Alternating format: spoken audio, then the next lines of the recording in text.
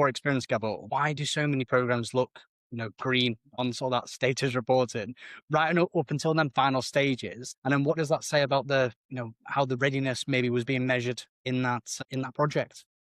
I'm going to share a little story. So I was interviewing for a role once, and the CIO said, "We've already missed 2 go lives." And in my head, I was thinking, oh, they were ready to go live, but then they pulled the plug because testing wasn't done or something like that. Well, it took me longer than I should have, but come to find out, they hadn't even finished a conference room pilot. So I think there's just such a huge disconnect between people who run businesses and people who run programs. And when you're in the business making, responsible for these programs, but you don't live in these programs day in and day out, you just don't understand. You just don't know what to focus on. And that's why something like Controlled Go Live is so powerful, because it starts with the framework and then asks the team members how well, but they're basically self-assessing, hey, how well are we doing against these best practices? So unfortunately, all I can say to answer your question is